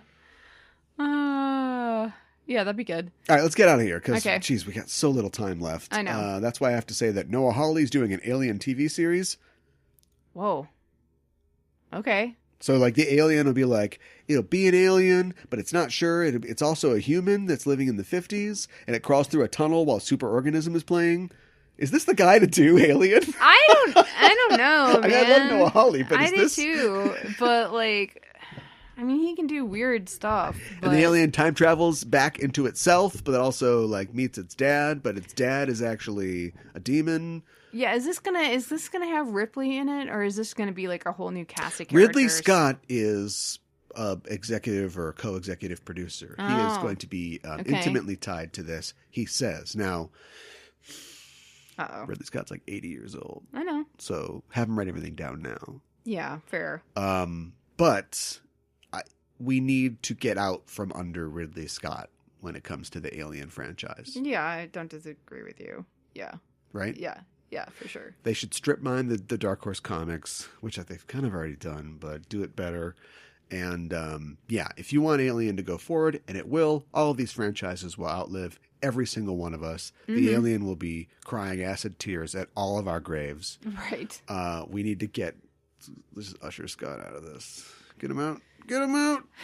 I think that's going to be a Hit tall order. Goes out the back. Whoa. Fire up the engines. Ridley Scott's like, no. Wow. Burns up in space. Wow. That's what we got to do. That's going to be a tall order because he clings to that series like an alien to the back of an escape pod. Right. Yeah. Well, that's what I'm saying. Yeah. All right, let's talk comic books. No transition.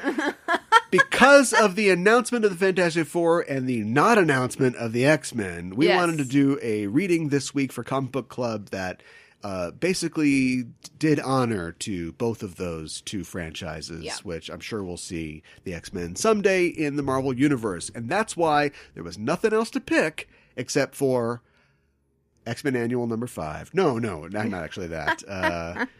The Fantastic Four versus the X-Men. Yeah. A 4-issue miniseries written by Chris Claremont and illustrated by, what's his name? Oh, boy. There's only so much I can do when I'm doing everything. So hey. Why don't you tell me what happens in it? Basically, Franklin, who is Sue and Reed's son, has these prophetic dreams, and he can't really tell. Like a lot of his dreams happen to come true, but not all of them, and he can't really tell what. Anyways, he has a nightmare, and first scene we're going. I know. Basically, his dad, Reed Richards, and Doom turn into one person and like kill all of the Fantastic Four and a bunch of the X-Men, and Franklin's pleading with him and like trying, and Reed he's clinging to his old journal from college and laughing maniacally, and it's all bad. But anyways, apparently previously in other issues of X-Men, the X-Men have battled some people and some of them got really badly hurt. The main ones being Nightcrawler, Colossus, and Kitty Pryde. And Kitty Pryde is kind of stuck in a phase, like she's basically like a ghost person right now, and she can't unphase. And Magneto, who is now a good guy, has somehow heard of Reed Richards has some sort of device that he thinks would be perfect to help Kitty Pryde and bring her back to her normal state. And so they enlist the help of the Fantastic Four, and Reed is having second thoughts, and he feels like maybe he can't do this and actually save her, and he doesn't want to like kill her in the process, so he says, I can't do it. This creates a huge rift between the Fantastic Four and the X-Men. A fight ensues, and because it's comics. And Dr. Doom. What if somebody was just like, whoa, Johnny, hold on. I understand you're angry, but what's important here is the life of Kitty. Yeah. Everyone calm down. I know. The issue's like 5 pages long. I know, There's right? only one issue in the series. I know. And they all did. Yeah, right. You're forgetting the most important part, which is the fact that Reed isn't just not sure of himself. Right. Reed has read this journal. In fact, Yes. the entire family has read this journal that is supposedly Reed's journal from his time at State U. Yes. When they were, he was putting together the plans for the rocket flight that would eventually turn them into the Fantastic Four. Yeah. And the fact that he had maintained for years that it was an accident, that he had not planned on cosmic rays affecting everyone and began making them the Fantastic Four.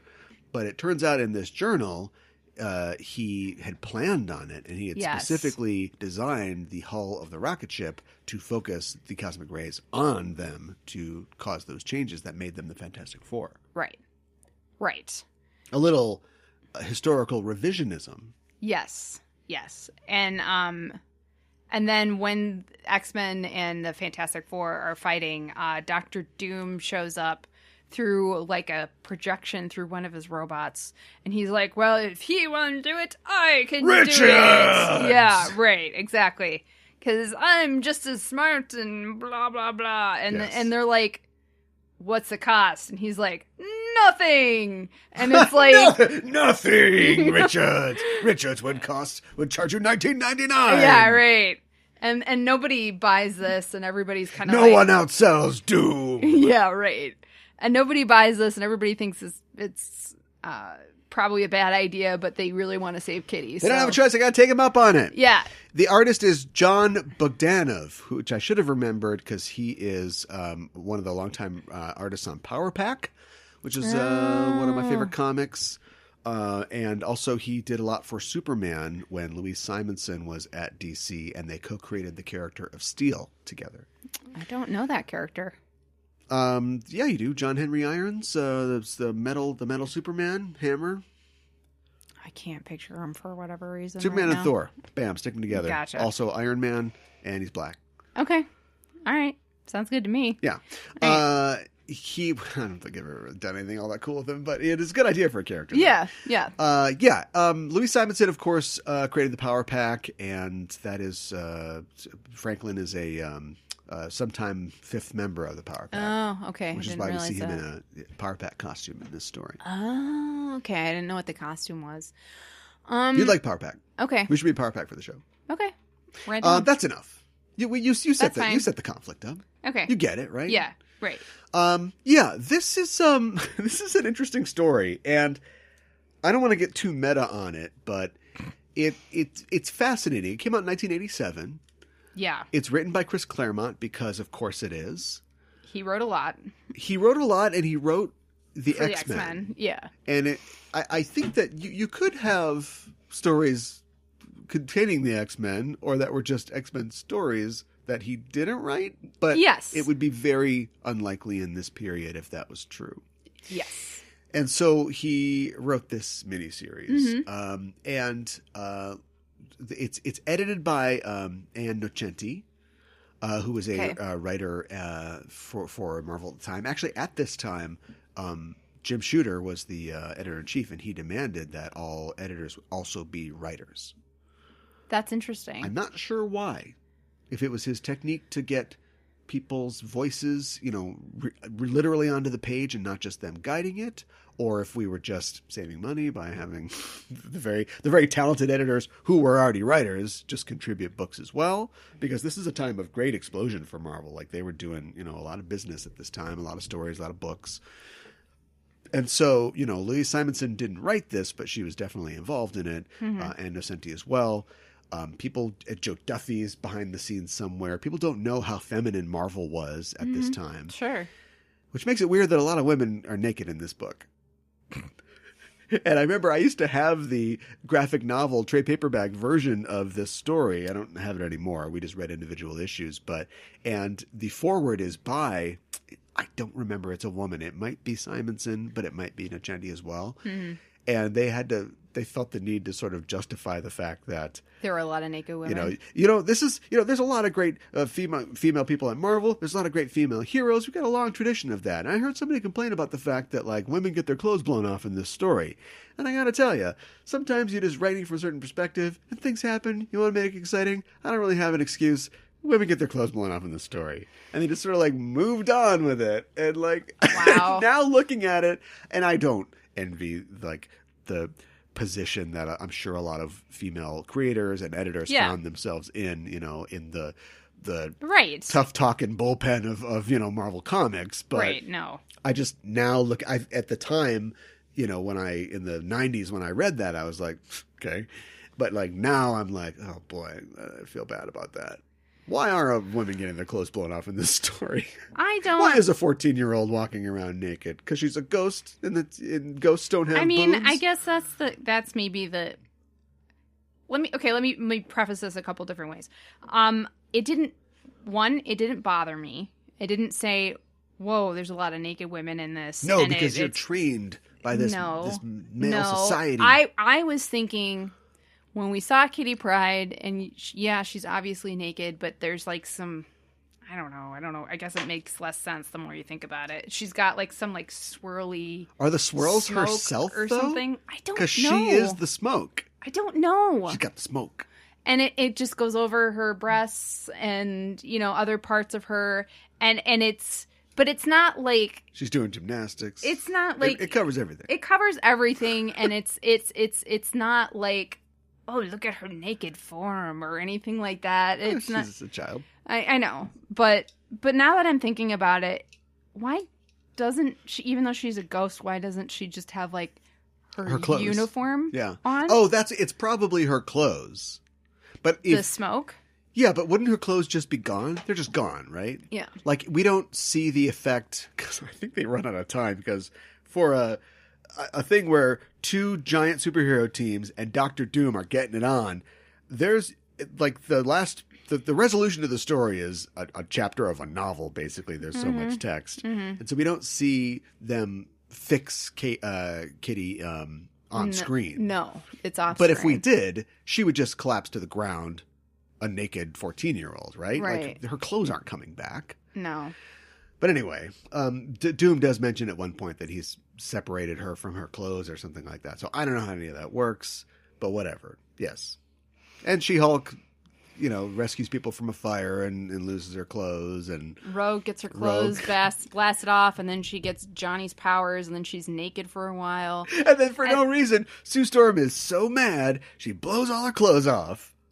Gosh, I don't even remember that part. Why don't I remember that? Reed Richards, I hate you! And she, blows her uniform off, silly. Which is made of unstable molecules. It probably shouldn't come off that easy. It probably shouldn't. And then we see Storm, who's been very badly burned, more or less naked in a hospital bed with a sheet over her. Okay, but that's like more understandable. Yeah. So yeah, I don't know. Feminism. I guess now that I think about it, like the only really big female character that's featured in this who is not naked at all is Dazzler. So that is kind of bad now that you think about it. You Yeah, know? read her ongoing series or her mini-series written by Jim Shooter. Oh, I'm sure there's plenty of opportunities to make her naked or near naked. Yeah. So, yeah. What's up with that? I don't know. Written by men? I don't know. Well, look, I wouldn't put Chris Claremont in the position where he's some horny goofball. No. You know, he is, I think, in a lot of ways, and I would love to. There are okay, we're talking about the X-Men, so I don't feel bad. Like, there are a lot of female creators that we can cite as really pushing the representation of female characters forward and the depiction of female characters. Yeah. But we've got a guy that wrote the X-Men for 17 years or whatever it is. Yeah. And, you know, a team that features almost complete parity between male and female characters, characters of every ethnicity, every religious belief, you know, every stripe. And they all talk to themselves quite a bit. They all have weird regional dialects. I'm just picking on him. I think that he's, you know, one of the greatest voices of diversity in comics when everybody was white and mostly male. Yeah, I agree. So you got to give him that. Yeah, for sure. Thankfully, we have actual female and you know, people of color writing comics now. Yes. But when you didn't have that, and you had a comic book that was at its core about diversity and about acceptance of that diversity, he did everything he could for being a literal, transparent, white, British/American guy. Yeah, you know, from New York. Yeah, right. So, like, he did a yeoman's job. Yeah, bringing all that diversity in. Here's something that's funny. It's weird that, so this is, I think this is more of a Fantastic Four story than an X-Men story. Yes, I would agree with that. And Chris had his hands full writing everything X-Men related for a long time. I'm not sure that he ever really wrote like just a plain old Fantastic Four story. I don't know that he did. But I think he does a really great job of capturing the Fantastic Four, both in their characters, in the kind of story that you would expect to see even if the X-Men weren't there, a story where the Fantastic Four, their familial bond is challenged, and it has to stretch and grow to accommodate something, and they get through it in the same way. And just like understanding the cool things that you can do with their powers. Claremont was always good at that. Something that I love about Claremont, this whole time, the reason I'm talking slowly is I've been trying to get my notes and just screw my notes. I'm just not gonna, I can't get my notes to work. I had a lot of good stuff, but I'm sure I'll pick it up in the telling. But, you know, the classic Claremont thing is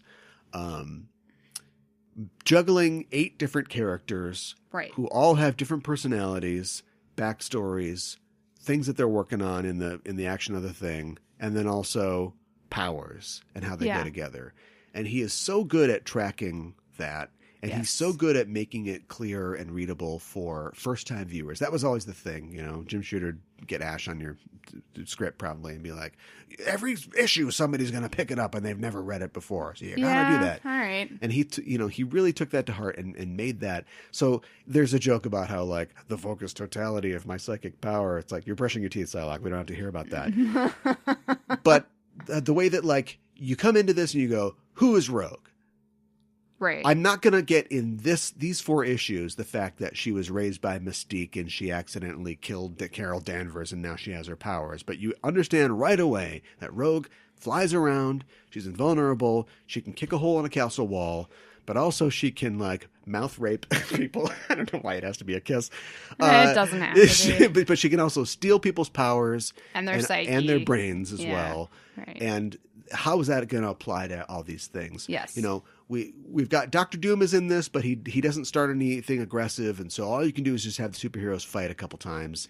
And in the meantime, the X-Men are always training. They don't have a danger room, but they're going to still train. And so you've got a scene where they're training in the courtyard of Doom's castle. It's nighttime, so Dazzler's there, but she's all lit up so they can see what they're doing. Yeah, right, so she's doing that. Yeah. And then, you know, Longshot's going to do something, and Storm's trying to hit him with a American Gladiator's baton or something like that, and so Longshot's going to do a flip, and somebody's going to explain like, oh, it must be his hollow bones, and his enhanced musculature allows him to do that. And it's like you're being told something about these characters in every single panel. But it's done in a way that it doesn't necessarily pull you out of the story. Right. Yeah. Every part of it keeps the story flowing. Yeah. And what I think is interesting is that they don't really do that with the Fantastic Four all that much. A little bit. Mm-hmm. A little bit. Mm-hmm. Ben, or we find new ways to do it. So like Ben finds out that his, best friend may have sabotaged and destroyed his life and turned him into a rock monster. Yeah. And so he goes down to Yancey Street and he goes to his favorite bar. Yeah. And he just basically sulks all night and drinks like a gallon of whiskey. Yeah. And then like he expects to be drunk and he's not drunk. And he's like, oh, I guess I can't get drunk. Like we're still learning things about the character. Right. Through just the action of seeing Ben Grimm be in his feelings and to sulk at this bar. And then in everybody gets their own little vignette, because in that same vignette, he's going to walk home and he has no idea what he's going to say to Susie and Johnny. Like, are we quitting the Fantastic Four or not? Right. But then there's a accident on the FDR bridge. Yes. Which he, goes in and saves this young girl and realizes, like, I've been given these gifts for a reason. Right. It's a burden that I am supposed to bear to help people like this. Yes. And I'm glad I'm able to help people. I know. That's a thing one shot contained within this story of these two Teen Titans, these two giant teams clashing. I know. No, that was a great part of it. And we know that he knows about New York because he's like, what? Some a fuel truck blows up and he's like, doesn't he know that trucks aren't allowed on the FDR and this time of night? Right. Well, and then like we see something similar with Johnny, but it's maybe not quite as in depth, because like it's not like he's practicing, right? Because he feels really guilty of that he accidentally during their fight with the X-Men, he accidentally hit Storm and burned her arm really badly. Well, you shoot fire, I don't know what you expect. I know, but like she wasn't within his line of fire, and then she was. He was trying to set Wolverine on fire or something. Right. That doesn't matter. Right, I know. But like, so he's trying to practice that and everything, and then he goes and he sees Alicia, and he's like, he's thought about it, and he's like, I actually really like,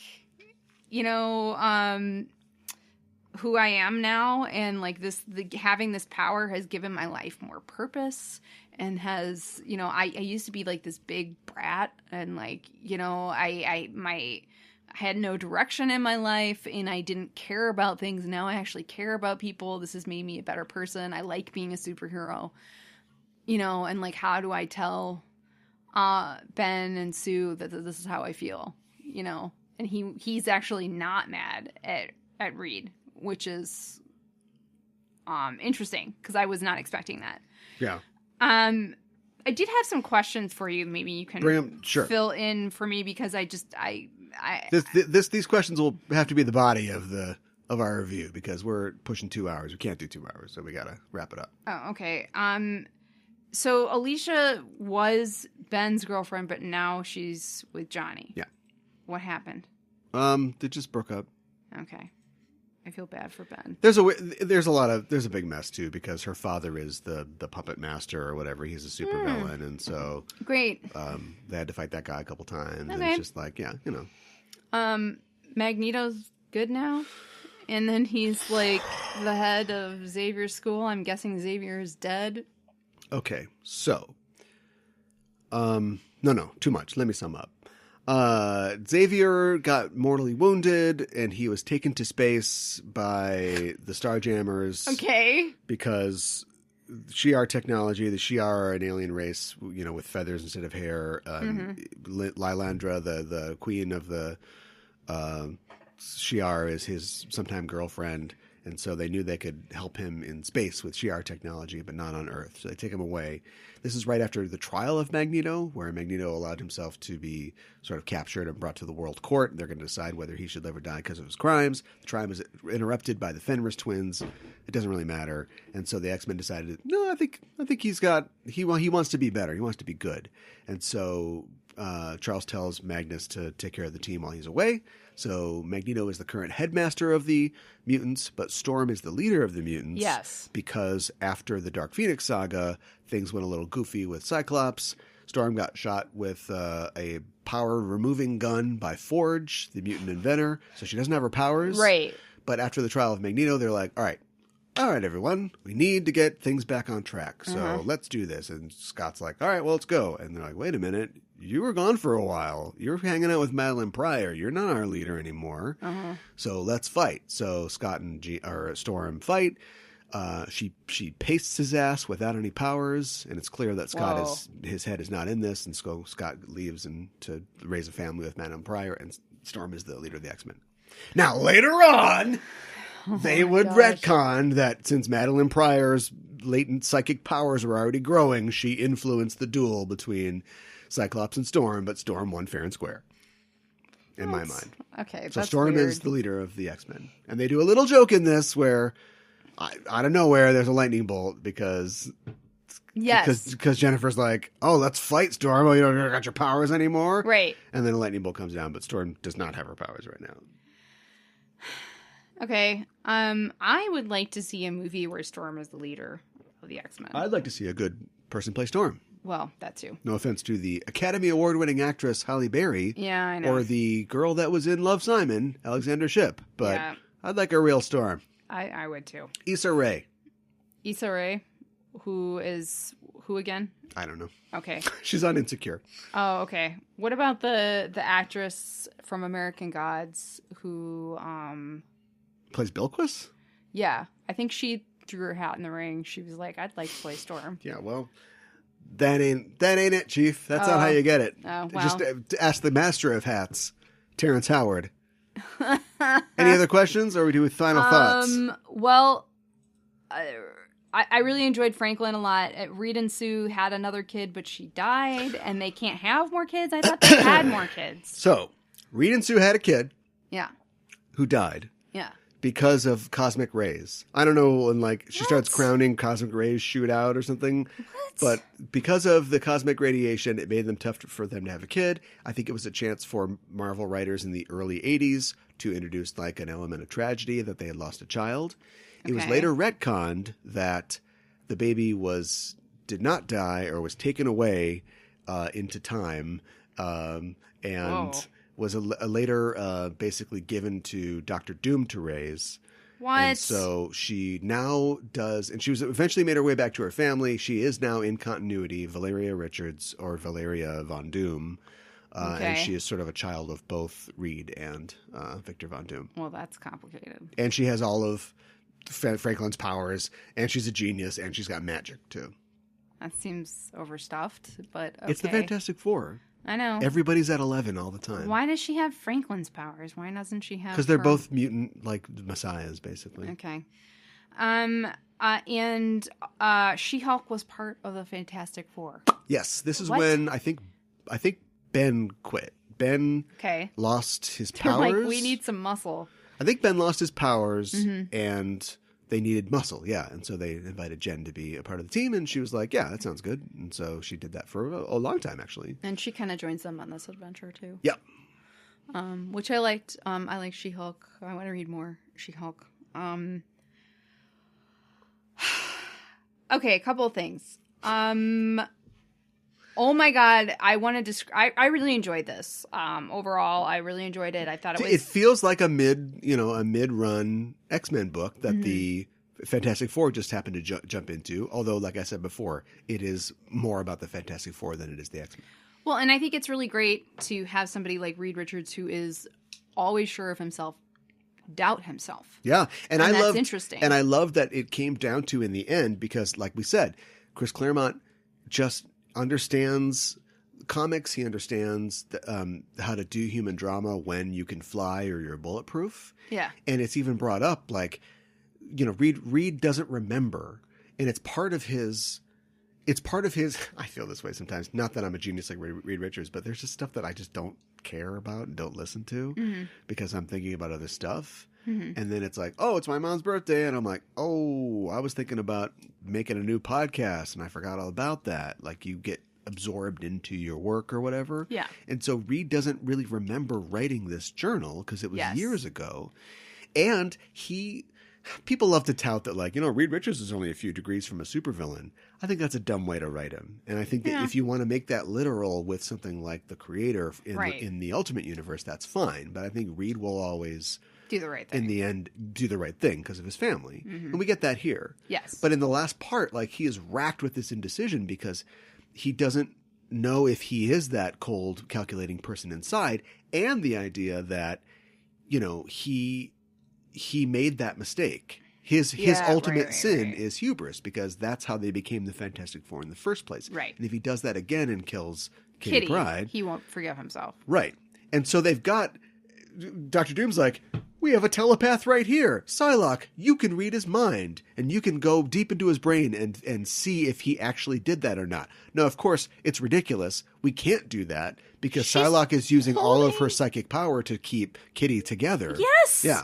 I was like, don't do that. But that is dumb. He's appealing to, and of course he would because that's all he understands. But Doom is like appealing to Richard's pride because wouldn't Richards want this question answered? Wouldn't he want to know that he could trust himself? Yes. But if he does that, he will literally be killing her. And so we set this whole thing up, and it's just pages and pages of text. There's barely any art. It's all words. I know. But then we get it from Sue's perspective, his other half, his life mate, and even she knows at this point, like she knows he's going to do the right thing. I can see it in his face. I know that he knows that, it's more important to try this than to try to scratch some psychic itch that he has. I did get a little frustrated. Like, I kind of felt like yelling at the comic when, like, I understand this entire point of the story is Reed, like, doubting this and, like, did I write this diary and is this me? Did I actually plan for us to have this accident, quote unquote, and, get our powers and stuff like that? It's very basic. It could have been something where I saw through a time portal that you did this or something. Like, it's just a book. Right. But... And they've come all this way, and he's second guessing himself. Now he's sure. Now he's not. Okay, fine. I know that's a big part of it. But then they're going to do the procedure, and then he sees something, and it's not quite right. So he stops the whole thing, and here Kitty's life is literally hanging in the balance. And I understand. Well, okay, we're stopping it. Okay, let's figure this out. But him and Doom can't work together, and they're sitting there bickering. And, he's, second-guessing himself, and here Kitty is gonna die. I'm like, do not have this crisis of faith right now. Let's buckle down, make this decision, and move forward. Yeah, it's tense. So, yeah, it's really tense. Yeah, like I said, it's good. Girls get their clothes blown off in it, if that's a selling point for you. But the Bogdanov art is really great. It's just solid.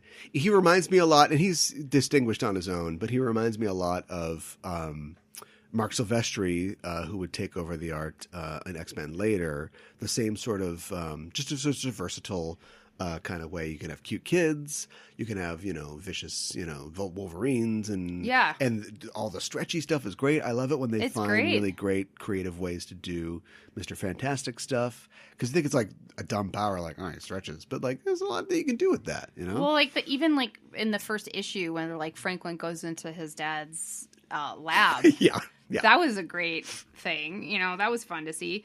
And I really enjoyed Franklin. I mean, they made him very endearing, I thought. He's this sweet kid, and he has these prophetic dreams, and he tells his parents, and he tries to warn them, and he ends up bonding with Kitty, and he's really sweet, and he's just trying to get the people who he cares about to do the right thing. Yeah. Of course, now he's a tween in the comics, a little shit. Oh, of course. Annoying little shit. Well, Yeah. Can't stay innocent forever. Definitely. So. Whoa. What happened to Franklin at that private school? I don't know. So, yeah, definitely recommend. Yes, you too? I recommend it as Absolutely. well. Yeah. I mean, you can just get it on the internet, probably. That's it. Yeah. Look for us on social media. Go give us a review, a rating. Give us 5 mustaches so we can all dress up as Mark Gruenwald for our next con. I did it. I got it in there. Yes. And also give us 5 stars. We really appreciate it. We'll be back next week talking about something else. I'm your host, Caliban. I'm your co-host, Mika Keep Hanna. the geek fires burning.